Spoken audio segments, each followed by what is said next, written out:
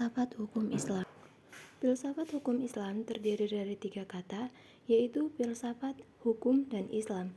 Filsafat hukum ialah pengetahuan tentang pemikiran mendalam, sistematis, logis, dan radikal tentang berbagai aturan yang berlaku dalam kehidupan manusia, baik bermasyarakat maupun bernegara.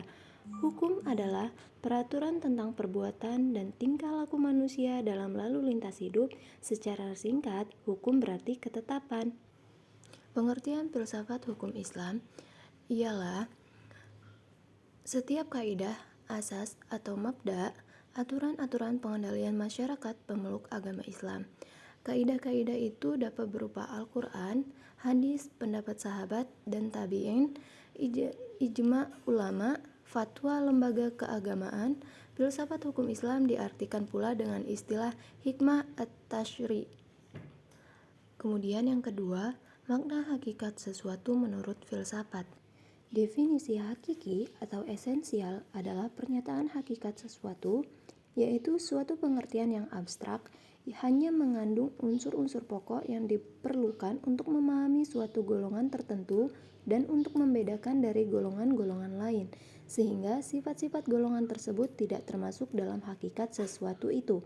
Definisi yang disebut dalam ilmu mantik atau logika sebagai jami' atau memuat dan mani' atau menolak adalah definisi yang paling penting dalam ilmu pengetahuan dan filsafat. Dan untuk definisinya itu tersusun dari jenis yang terdekat yang disebut dengan genus, proximum, dan perbedaan spesifik, differentia specifica. Jenis ialah pengertian yang menyatakan hanya sebagian dari hakikat sesuatu, yang pada artinya pengertian tersebut belum menyatakan hakikat sesuatu itu seutuh-utuhnya. Kemudian, perbedaan spesifik ialah setiap pengertian yang membedakan golongan dari jenis genusnya, misalnya berakat budi, membedakan manusia spesies dari hewan atau genus. Yang ketiga yaitu faktor yang menjadi ciri filsafat hukum Islam. Adapun yang pertama ialah wacana atau argumentasi, menandakan bahwa filsafat memiliki kegiatan berupa pembicaraan yang mengandalkan pada pemikiran, rasio tanpa verifikasi uji empiris.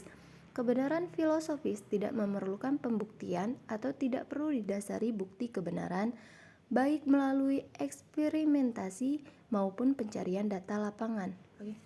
Yang kedua, segala hal atau sekalian alam, yang berarti semua materi pembicaraan filsafat ialah segala hal menyangkut keseluruhan yang bersifat universal, tidak ada yang tidak tersentuh oleh pembicaraan filsafat.